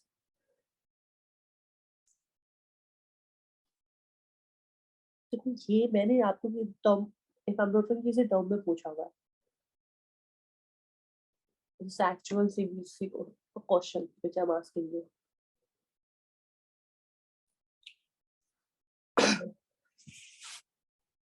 No one? अभी इतना मेटल की रिएक्शन एसिड के साथ इतना सारा डिस्कशन करके आए हैं ना, still you guys are thinking I don't know कहाँ क्या बैरियर आ रहा है. Okay no problem, I give the answer. आप और क्वेश्चन प्रैक्टिस कर लेना. मैं डेली क्विज में भेजती हूँ तो आप वहां पर भी कर सकते हो, कोई चैलेंज है नहीं. मैं धीरे धीरे डिफिकल्टी बढ़ा रही हूँ. ओके देख लेते हैं इसको. ये होगा कि इट कैन बी डन. सबसे पहले ए का, it can be done by adding a strip of the blue litmus paper into a tube containing a small amount of sample. मतलब मैं पहले एक टेस्ट ट्यूब लूंगी जिसमें मैं वाटर का थोड़ा सा सैंपल वाटर लेके आ जाऊंगी और उसमें मैं ब्लू लिटमस डिप करूंगी, क्योंकि मेरा एजेंडा क्या है, ये फाइंड आउट करना कि क्या पानी में भी एसिड गया है कि नहीं. तो अगर वो, if the color change into red, this means that some acid has gone into the river. और अगर कोई ब्लू लिटमस पेपर पे कोई इफेक्ट नहीं है, then specialist can easily say कि यहाँ पर एसिड, यहाँ तक एसिड नहीं पहुंचा. Answer 1 correct. नाउ 2, उसने बोला है कि जो मेल्टिंग वर्ड है वो क्या इंडिकेट कर रहा है. The acid has reacted chemically with the drain cover. Drain cover किसका बना हुआ है, आयरन का बना हुआ है, which is usually made of iron. The correct word is corrosion. तो ये मेल्टिंग जो इंडिकेट कर रहा है, यानी कि वो आयरन का सरफेस क्या हो रहा है, रस्ट, उस पे रस्टिंग हो रही है. This melting is indicating corrosion, कि वहां पर आयरन के जो कवर बने हुए, ड्रेन कवर, उनका हो रहा है कोरिजन, क्योंकि एसिड के कांटेक्ट में आके खराब हो रहे हैं. ठीक है, this is all about second. Third उन्होंने बोला कि वो जो फिजी साउंड आ रही है वो क्यों आ रही है. ये कह रहा है कि जब आयरन जो होता है, ये ड्रेन कवर आयरन के बने हुए, वो एसिड के साथ, अब एसिड के दो ऑप्शन होते हैं, H2SO4 और HCl, कोई सा भी हो सकता है. अगर वो किसी एसिड के साथ रिएक्ट करते हैं तो H2 गैस क्या करते हैं, रिलीज करते हैं. हम पहले पढ़ के, जो पॉप साउंड से निकलती है. Since the gas is release immediately accomplished by the large number of bubbles. Pop sound bubbles बनाते हैं, जिसकी वजह से वो फिजीनेस वहां पर आती है. क्लियर है? How will you answer that type of question? Is it clear to everyone, guys? तो इस तरीके से आपको आंसर देना है. 100% यहाँ पर चांसेस है कि वो इस तरीके से स्टोरी मेकिंग में आपसे आंसर पूछ सकता है. चलिए अब थोड़े से assertion and reason भी देख लेते हैं. तो उन्होंने बोला assertion reason की कहानी हमें पता है कि क्या होता है. एक assertion होता है, उसके साथ एक reason होता है. अब assertion अपने आप में इंडिविजुअली करेक्ट हो सकता है और रीजन भी अपने आप में इंडिविजुअली करेक्ट हो सकता है, और वे एक दूसरे की एग्जैक्ट एक्सप्लेनेशन भी हो सकती है. तो इस हिसाब से 3 चॉइस बनती है. ए चॉइस क्या है कि जब दोनों करेक्ट हो और एक दूसरे को एक्सप्लेन कर रहा हूँ. बी चॉइस क्या है, दोनों करेक्ट है बट जो रीजन है वो आपके असर्शन की एक्सप्लेनेशन नहीं है. सी क्या हो सकता है कि असर्शन तो ट्रू है, रीजन आपका फॉल्स हो सकता है. And what about fourth one कि assertion is false and reason is correct या दैट इज ट्रू. अब देख लेते हैं कुछ questions. Since we are discussing acid base, तो उसी पे बेस्ड रखे हैं मैंने. असर्शन क्या कहता है क्वेश्चन नंबर 1 में कि in water hydrochloric acid behave as a weak monobasic acid. कह रहे कि अगर आपके पास सिंपल एसिड है तो वो H+ देता है और Cl- देता है, यानी कि वो स्ट्रॉन्ग बिहेव कर रहा है. बट आपने क्या कर दिया, अब इस HCl के साथ आपने वाटर डाल दिया, तो ये क्या हो गया, वीक हो गया. क्या ये सही है? इज इट करेक्ट और not? Tell me guys, is it correct और नॉट? सॉरी. और रीजन मैंने बोला कि एग्जैक्टली होता क्या है कि in water hydrochloric act as a proton, कि उसमें वो एक एज ए H+ आयन की तरह एक्ट करता है. That is why it is weak monobasic acid. क्या ये एक दूसरे को डिफाइन कर पा रहे हैं? तो दो क्वेश्चन है कि क्या असर्शन रीजन करेक्ट है या एक दूसरे को एक्सप्लेन कर पा रहे हैं कि नहीं कर पा रहे. Now you tell me. मैंने क्वेश्चन आपको समझा दिया है, अब मुझे आप आंसर बताओ. इसका आंसर ABCD में से क्या हो सकता है?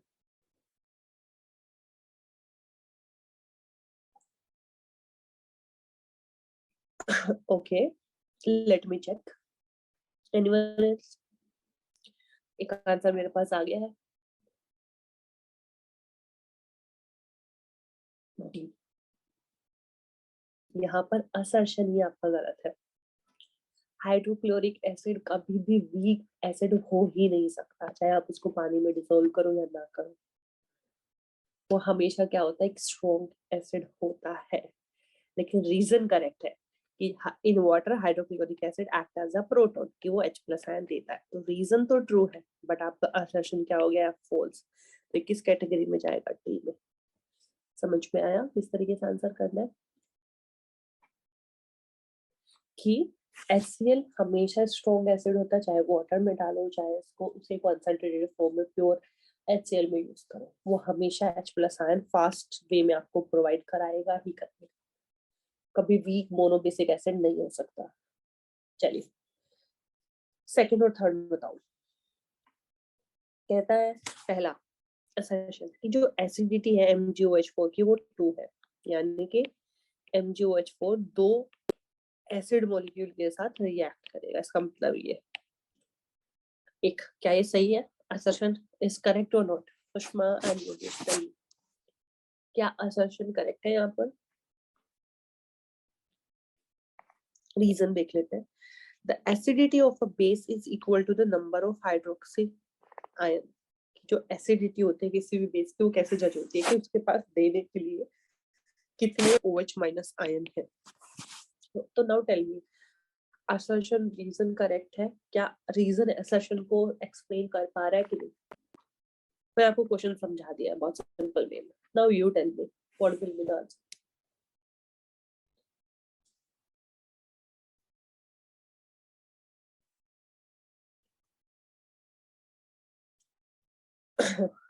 Okay, anyone else? मतलब पहले वो आपसे, देखो मैं फिर बता दे रही हूँ, they are asking about base, but base का जस्टिफाई कौन करता है एसिड, कि उसका एसिड के साथ कैसा बिहेवियर है, राइट? चलिए थर्ड भी देख लेते हैं। थर्ड में क्या है? The aqueous solution of glucose and alcohol don't show acidic character। ये कह रहे हैं कि अगर मैं ग्लूकोज की रिएक्शन, क्योंकि दोनों का आंसर साथ ही में बता देती हूँ मैं, अगर ग्लूकोज की रिएक्शन में अल्कोहल से करती हूँ, अल्कोहल से करती हूँ, तो मुझे कुछ they don't show acidic character, ये असर्शन बोल रहा है कि वहां पर कोई भी एसिडिक कैरेक्टर नहीं होते। दूसरा, aqueous solution of glucose and alcohol don't give H+ ion, वो इसलिए एसिडिक नहीं होते क्योंकि वो कोई H+ आयन नहीं देते हैं, ये उन्होंने रीजन बोला है। आप बताओ, जल्दी से देख लेती हूँ, यहाँ पर मुझे दो आंसर मिले हैं। योगेश ने बोला है सी,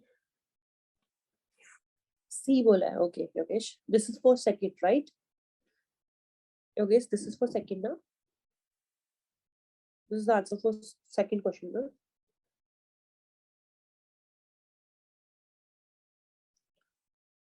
ओके ओके, चलो देखते हैं क्या है। ए होगा इसका, मुझे नहीं पता आपने सी कैसे निकाला। ये एसिडिटी ऑफ MgOH2 इज 2 ना? यस, बेस की एसिडिटी आप कैसे पता लगा, मतलब बेस की एसिडिटी होती है और एसिड की बेसिसिटी होती है।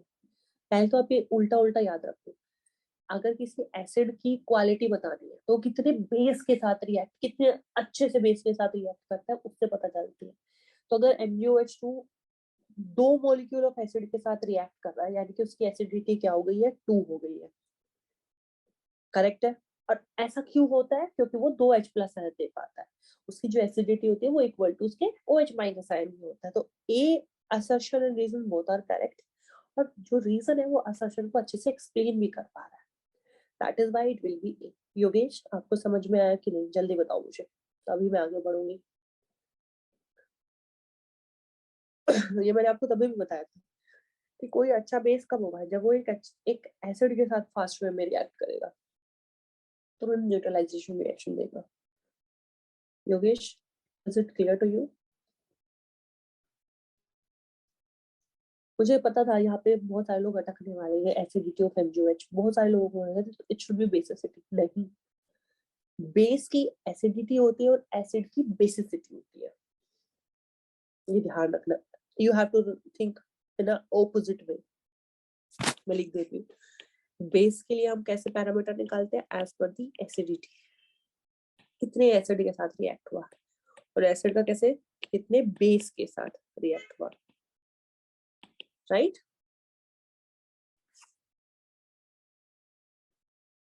हाँ, असर्शन दोबारा बता देती हूँ, योगेश सुनो प्रॉब्लम।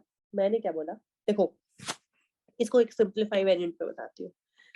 आप बोलते हो जो NaOH है, आप बोलते हो वो मोनो एसिडिक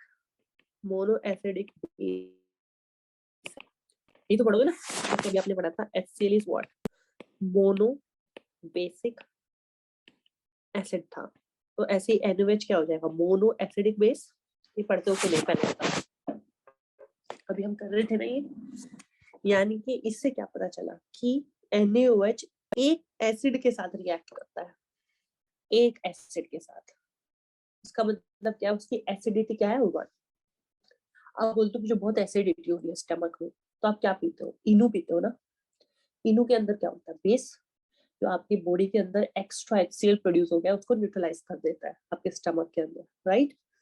तो इससे क्या पता चला कि एक बेस की क्वालिटी किस बात से डिफाइन होती है, वो कितना अच्छे से एक एसिड के साथ रिएक्ट करता है। यानी कि किसी बेस को अगर आपको एक्सप्लेन करना है तो आप उसके एसिड के साथ कैसे रिलेशन है उस हिसाब से एक्सप्लेन करते हो। इसीलिए बेस की क्वालिटी क्या होती है, उसकी एसिडिटी, कितने अच्छे एसिड, कितने एसिड के साथ वो रिएक्ट कर रहा है। ऐसे एसिड की क्वालिटी स्ट्रेंथ कैसे बताओगे, वो कितने अच्छे बेस के साथ, कितनी जल्दी अच्छे तरीके से बेस के साथ रिएक्ट कर रहा है। इसलिए बेस की क्या होती है क्वालिटी, कौन बताता है, उसकी एसिडिटी, वो कितने एसिड, किस तरीके से एसिड के साथ रिएक्ट करता है। और एसिड की क्या होती है, बेसिसिटी। योगेश अभी अंडरस्टैंडिंग थोड़ी क्लियर हुई, टेल मी। आई थिंक अब आपको एक बेसिक अंडरस्टैंडिंग हो गई होगी कि बेस की क्या होती है, एसिडिटी, मतलब कितना अच्छे से कोई बेस किसी एसिड के साथ रिएक्ट करता है। और एसिड की क्या होती है, बेसिसिटी। देखो ना, NaOH की को हम मोनो एसिडिक बेस, यानी कि एक एसिड के साथ रिएक्ट करता है।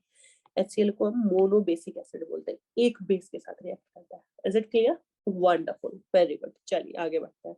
अब क्लियर है, ए कैसे हुआ। आप जल्दी से देख लेते हैं अपने थर्ड वाले को।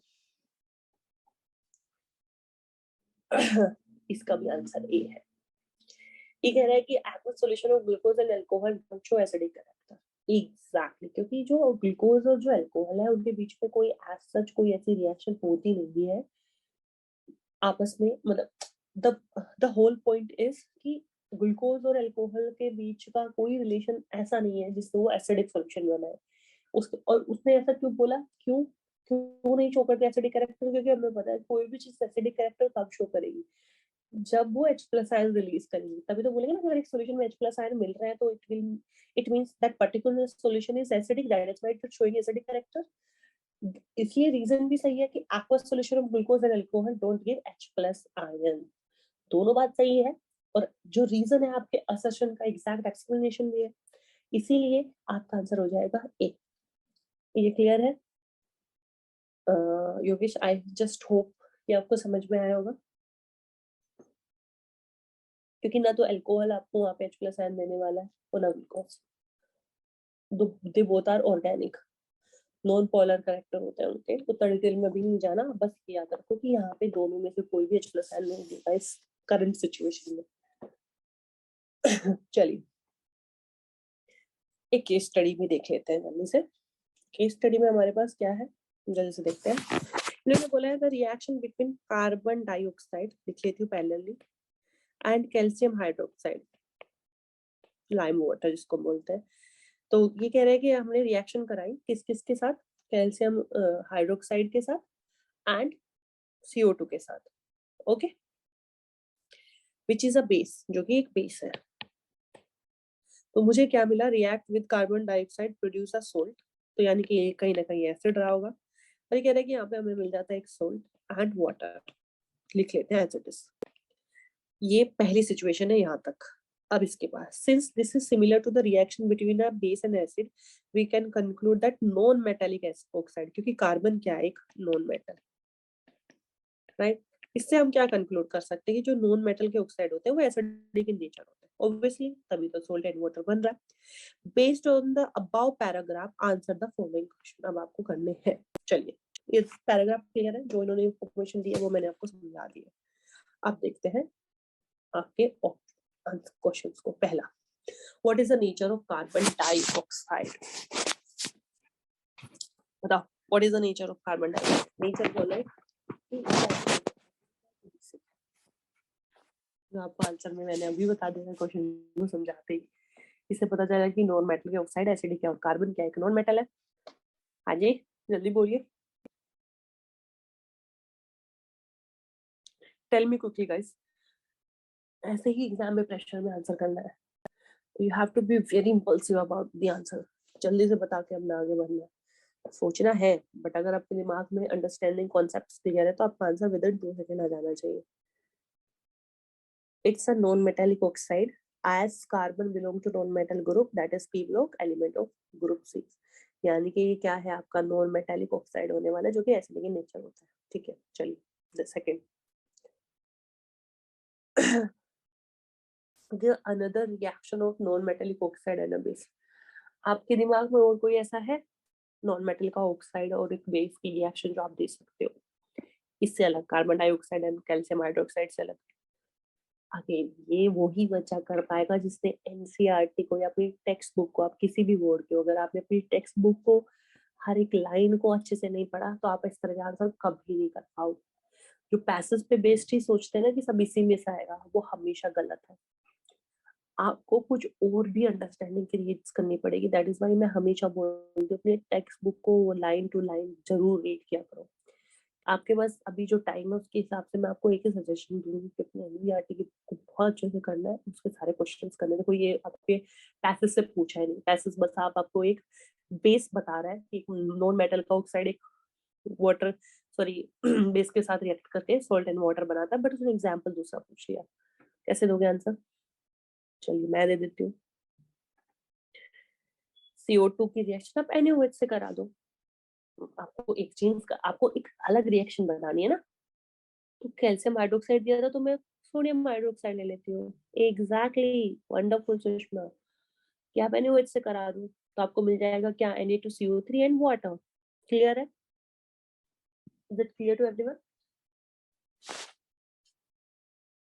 Right, correct. चलिए देखते हैं थर्ड क्या है।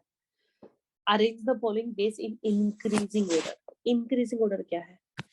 Increasing order of their basicity, order of basicity यानी कि सॉरी इंक्रीजिंग ऑर्डर मतलब किसकी, ऑर्डर ऑफ एसिडिटी। बेस की हमेशा क्या होती है? Order of acidity. कौन अच्छा बेस है बेसिकली आपको इंक्रीजिंग ऑर्डर में लिखना है, यानी कि अगर मैं इनको ABC नंबर दे देती हूँ और आपसे पूछती हूँ इनमें सबसे स्ट्रॉन्ग एसिड कौन है, उसको सबसे पहले रखो, जो सबसे वीक है वो सबसे पीछे आ जाएगा। वीक सबसे पीछे, वो स्ट्रॉन्ग सबसे आगे। तो अगर मैंने ABCD नाम दे दिया तो आप मुझे बताओ ABCD का ऑर्डर क्या होगा एज पर their strong basic character. Yes, tell me quickly guys, क्या होगा आप लोगों के according?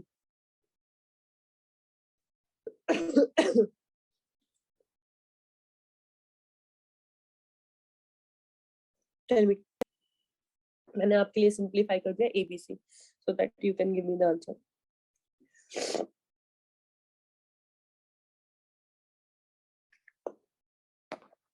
Yogesh, Shushma, even others, please try this.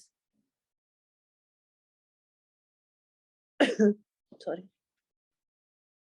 क्या बताया था मैंने? How will you find out कि कितने OH माइनस आयन देगा और कितनी जल्दी देगा, क्योंकि उतनी जल्दी अच्छे एसिड से रिएक्ट करेगा। तो टेल मी। देखो ये आपके लिए समझ पाना बहुत इजी है, NaOH वाला तो इसको बता पाना इजी है, कंफ्यूजन है इन दोनों में। मैं दोबारा लिख देती हूँ। आपके पास एक NaOH है, एक MgOH होल ट्वाइस है, और यहाँ पर आपके पास कैल्शियम OH ट्वाइस है। Group 2, this is group 2, this is group 1। Group 2 में Mg ऊपर आता है, कैल्शियम नीचे आता है, राइट? आपको पता है ना? मैं यहाँ लिख देती हूँ 1 एंड 2। 1 में आपके पास lithium, sodium, potassium, rubidium and caesium होता है। ग्रुप 2 में आपके पास कौन होता है? Beryllium, magnesium, calcium. बाद में टेल मी कैल्शियम के बाद कौन आता है?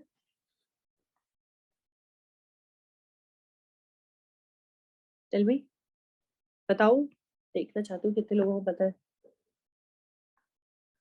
Exactly, SR and B। चलिए तो अब आपका कॉम्बिनेशन बन रहा है ये, अब आपको बताना है। ओके, मेरे पास एक आंसर आया है।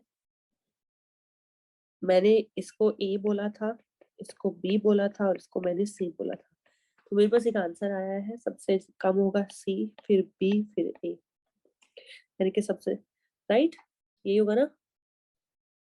अच्छा, दूसरा आंसर मेरे पास आया कि सबसे कम होगा ए, फिर होगा बी, फिर होगा सी। सुषमा आप ये कहना चाह रहे हो ना, दिस इज सुषमा एंड ये आपका योगेश। हाँ जी, मेरे पास दो आंसर आए,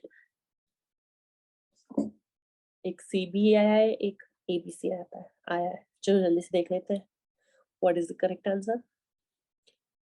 correct answer is a, NaOH सबसे ज्यादा, CaOH फिर, और सबसे लास्ट में आपका आ गया सी, यानी कि योगेश आपका आंसर हो गया है करेक्ट। सबसे ज्यादा एल्कली मेटल के हाइड्रोक्साइड बेसिक होते हैं और फिर एल्कलाइन के, और एल्कलाइन में भी नीचे की तरफ आपकी बेसिसिटी बढ़ती है, बेसिक कैरेक्टर आपका बढ़ता है, यानी कि कैल्शियम का हाइड्रोक्साइड मैग्नीशियम के हाइड्रोक्साइड से हमेशा क्या होने वाला है, स्ट्रॉन्ग बेस होने वाला है। दैट इज वाई देखो सोडियम तो सबसे पहले आएगा, क्योंकि वन ग्रुप के जो भी हाइड्रोक्साइड होते हैं वो सेकंड ग्रुप के हाइड्रोक्साइड से हमेशा स्ट्रॉन्ग बेस होते हैं, तो सोडियम तो एनी विच वेज इन दोनों से स्ट्रॉन्ग हो गया, तो ए तो सबसे पहले आ गया। कंफ्यूजन था मैग्नीशियम और कैल्शियम में कि दोनों सेम ग्रुप के हैं, वहां कैसे जज करेंगे। तो याद रखना डाउन द ग्रुप जब आप जाते हो, नीचे की तरफ जाते हो एक ग्रुप में, तो हमेशा बेसिक कैरेक्टर इंक्रीज होते हैं, तो कैल्शियम मैग्नीशियम के नीचे आता है, मैग्नीशियम फिर कैल्शियम आता है, दैट इज वाई कैल्शियम के बेसिक कैरेक्टर ज्यादा हो जाएंगे मैग्नीशियम के। सुषमा समझ में आया? योगेश यू आर राइट, सबसे ज्यादा ए, फिर बी, फिर सी। सुषमा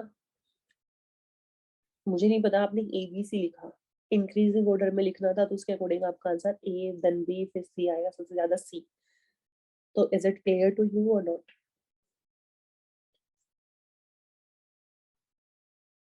ओके, एक और देख लेते हैं, लास्ट बचा है। Write the complete reaction between calcium hydroxide and carbon dioxide, जो भी क्वेश्चन पूछा है, तो वो बहुत सिंपल है। कैल्शियम हाइड्रोक्साइड आपका ये है, CO2 ये है, तो आप बनाओगे calcium carbonate and water, because ये हो गया आपका एसिड, ये हो गया आपका, सॉरी उल्टा लिख दिया मैंने, लेट मी करेक्ट इट।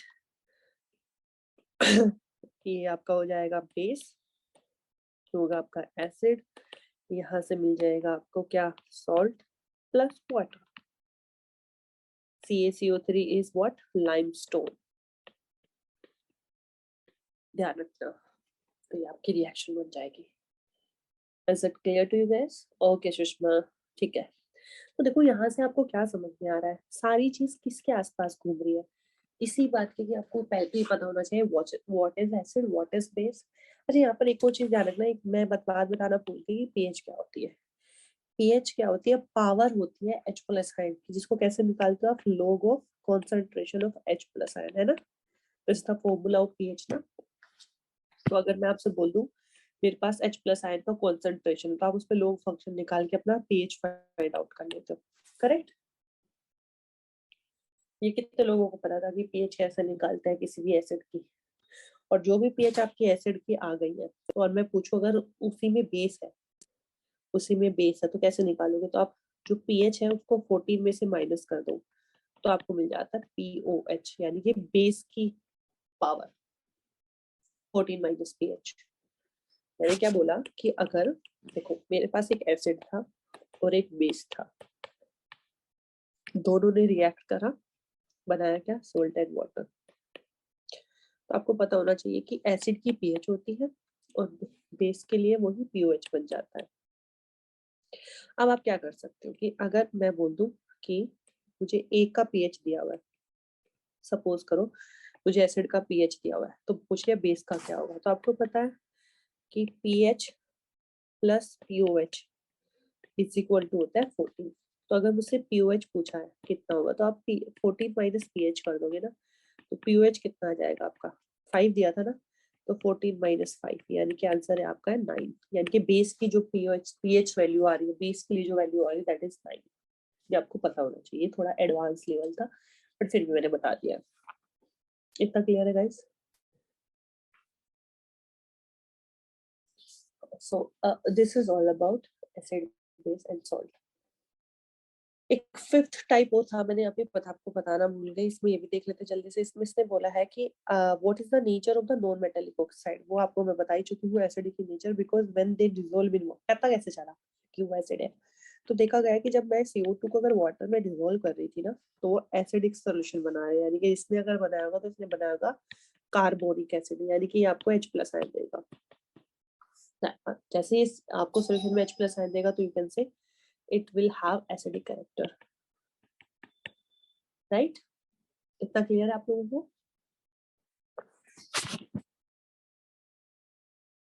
तो यहाँ तक क्लियर है? Sushma and Yogesh, tell me quickly guys.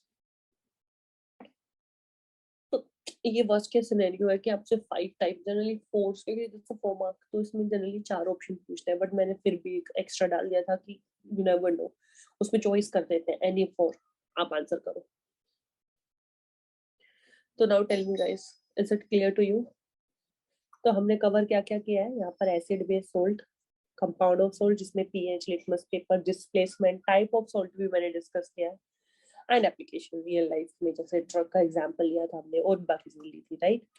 अब ये सारी चीज जो भी मैंने अभी कराया है, इसका मैंने रिकॉर्डेड सेशंस भी रेडी करवाए। तो आपको अगर चाहिए कि आप वो रिकॉर्डिंग सेशंस देखना चाहते हो, तो आपने क्या करना है, हमारा एस्पिरेशन का जो पोर्टल है वहां पर जाना है। सबसे पहले आपने कर लेना है साइन अप। अगर आप साइन अप कर चुके हो तो आपको एक यूजर नेम और पासवर्ड मिला होगा, जिसको फिल करके आप लॉगिन कर लोगे। जैसे ही आप लॉगिन करोगे तो आप पहुंच जाओगे इस वाले पेज पे। यहाँ पर आपको बोर्ड हेल्पलाइन के लिए जो जो हम चीजें अप्लाई कर रहे हैं वो तो मिल ही रही है। अदर फीचर्स में आपके पास ये भी है। जैसे ही आप बोर्ड हेल्पलाइन को क्लिक करोगे तो आपके पास बोर्ड हेल्पलाइन से जुड़ी यहाँ पर चीजों में क्या दिखेगा? आपको दिखेगा एक अदर पेज।